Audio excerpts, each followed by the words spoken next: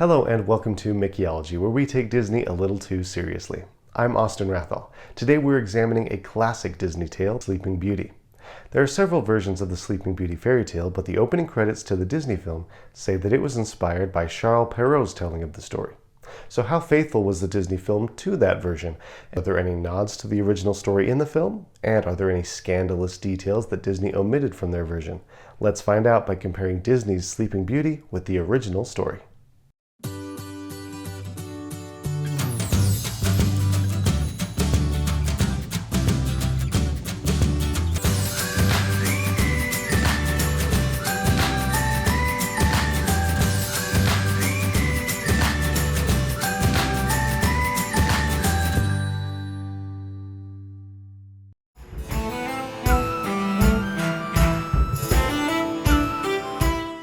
Disney's Sleeping Beauty tells the story of Aurora, a princess who is cursed as a baby by the evil fairy Maleficent. She will one day prick her finger on a spinning wheel and fall into a deep sleep.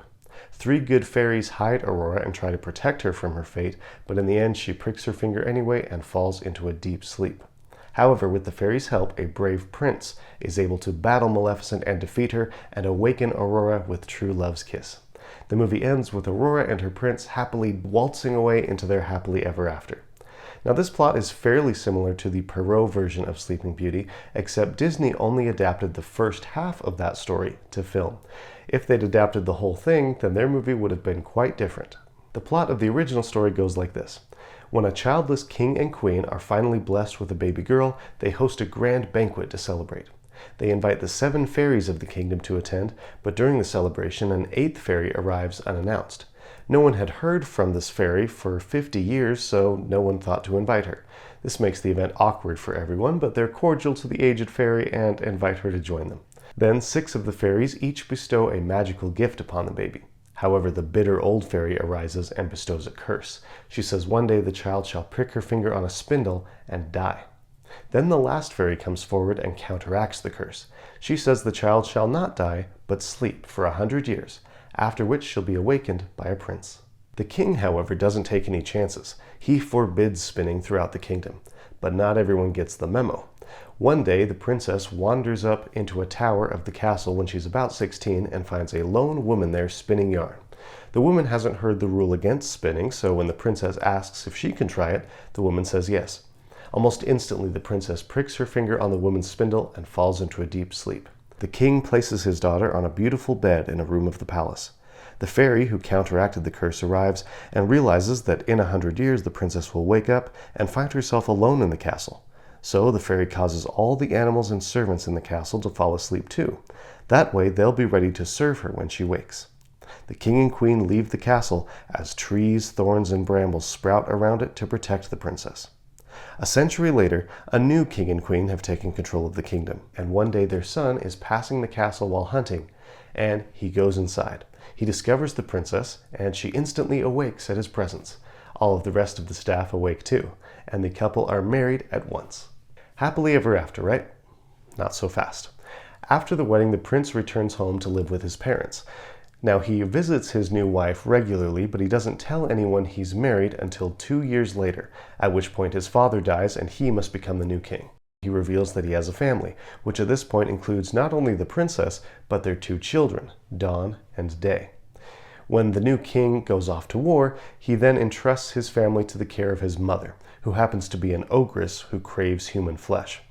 While the new king is gone, his mother has the princess and her children move into a mansion in the forest. While they're there, she orders the royal steward to cook them each one by one and serve them to her. However, the steward can't bring himself to do it and he hides them away. Instead, he serves the queen animal meat and claims that it's the flesh of her family members. Eventually, though, the queen realizes she's been tricked and decides to set up a vat full of snakes and toads in the courtyard. Her minions bind the princess and her children and prepare to throw them into the vat to die. Just before they can execute them, though, the new king arrives home suddenly and he demands to know what's going on. At that point, his mother, the queen, throws herself into the vat and dies. The king is sad that she's dead, but he's happy that his wife and children survived. The end. As you can see, Disney chose to end their story with the breaking of the curse rather than introducing children and a bloodthirsty ogre queen into their film. However, the second half of the story would have made a wild direct-to-video sequel.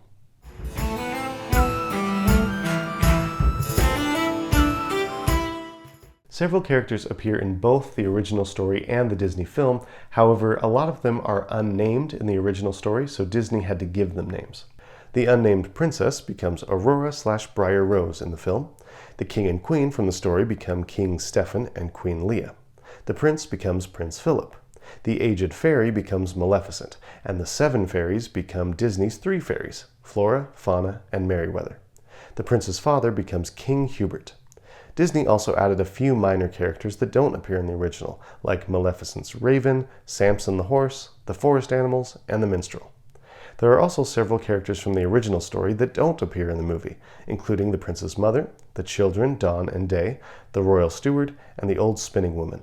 The original also mentions a dwarf with magic boots.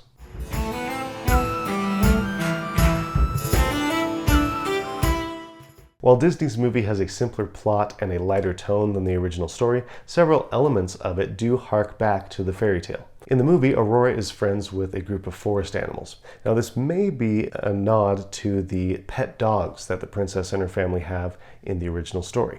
Aurora also lives with the fairies in a forest cottage, and that may be a callback to the forest mansion that the princess and her children occupy in the fairy tale. In the movie, Maleficent surrounds the palace with thorns and brambles to prevent Prince Philip from rescuing Aurora. Those brambles are there in the original too, but they are there to protect the princess, and when the prince arrives, they part to let him through. Perhaps the most famous scene in the Disney movie is Maleficent's transformation into a dragon.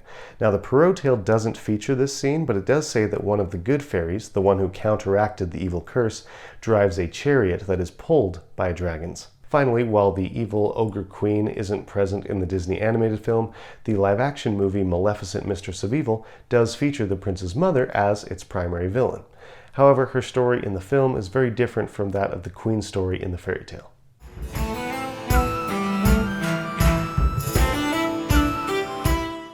Besides omitting the second half of the fairy tale, Disney also changed several key aspects of the story for their film. They gave Maleficent a large role in the story, whereas her inspiration, the aged fairy, appears only at the beginning of the original. Also, while the king and queen deliberately snub Maleficent in the film, the fairy in the story doesn't receive an invitation to the banquet because no one has heard from her in decades. Disney's fairies bestow the gifts of beauty and song upon Aurora, with Merryweather bestowing the gift of counteracting Maleficent's curse. In the original story, the fairies bestow upon the princess the gift of beauty, a good temper, a good singing voice, a knack for musical instruments, and the gift of dance, with the final fairy also counteracting the evil curse. While the Disney film has Aurora prick her finger on the spindle of a spinning wheel, the Perrault story doesn't mention a spinning wheel. It only mentions the princess pricking her finger on the spindle. In the original, one of the fairies causes all the animals and servants in the castle to fall asleep, so they'll be ready to serve the princess when she wakes. The Disney film has everyone in the castle fall asleep too, but unlike the original, where they fall asleep for a century, in the Disney film they're only asleep for a short time. Finally, the Disney movie puts the prince through a much tougher ordeal than the prince in the book must go through. Disney's Prince Philip has to cut through brambles and battle a dragon in order to get to his princess, whereas in the original fairy tale, the prince simply walks into the castle. He's taken aback by the many people sleeping inside, but he's able to stroll into the princess's chamber without any trouble from thorns or dragons.